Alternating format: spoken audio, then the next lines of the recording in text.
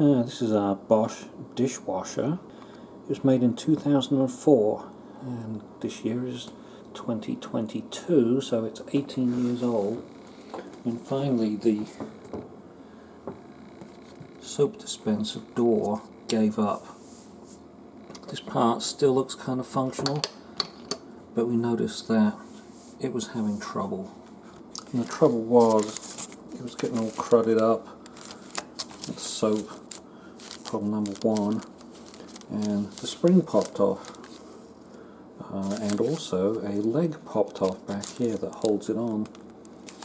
So we thought about just replacing the door, but once we discovered that the spring post here had crumbled, we thought, oh man, the plastic's just no good anymore, it's crumbling, so we better replace it. So we opted for a complete new unit. So about 150 bucks later, we have one of these, which came in from AppliancePartsPros. Pretty good job, very quick delivery. Now they say it's really easy to put in, so that's what I'm going to record. So what I've got to do is take these Torx screws out the side, both sides, not across the top. It holds the panel on, then slide the front down and out. So I put the door out the way, or the cover for the door out the way, and we'll have a look at the inside part here. I see it has two electrical connections, and the new part looks like it has the same electrical connections.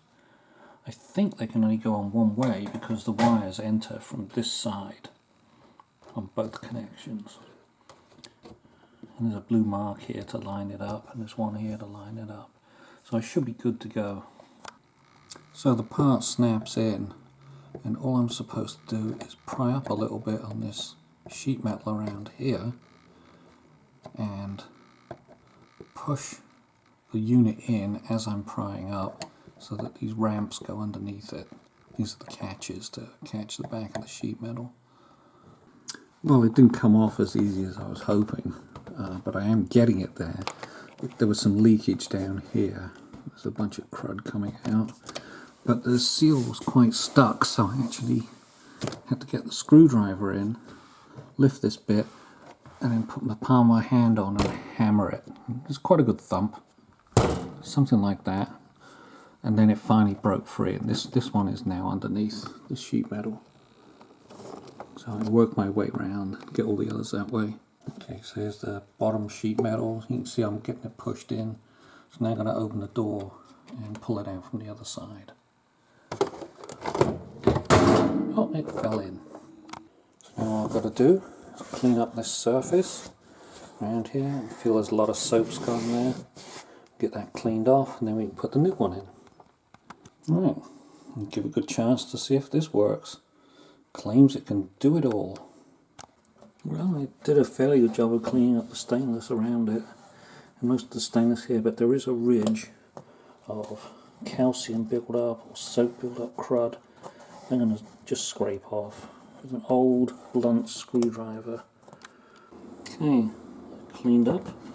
We're ready to go back in, including this inside edge, which I made sure is also not got any soap crud on it. And to help it seal and to help it get in, because it's a square shape, so it's going to be hard to seal, especially on corners, flat bits, I added a bit of Vaseline all the way around the seal and all the way around the door edge as well. So it'll be easy to slip in, I hope, and then hopefully that'll help it seal. Okay, so I just pushed it in all the way around. I heard it snap once, but I'm going to go around and check to make sure that all of these things went past these snaps. I'm not sure they did, so I'm going to go around and check. Yeah, I found the sheet metal tabs were struggling to get to the bottom of these snaps, so I had to go in with the back end of a screwdriver. Okay, I have to go in with the back end of a screwdriver like this and push them up, get them to snap in. Right, so the snaps are now fully seated. Got the wires back in place. The spacers are back on. That's the only one that fell off. So now I can put the front door back on.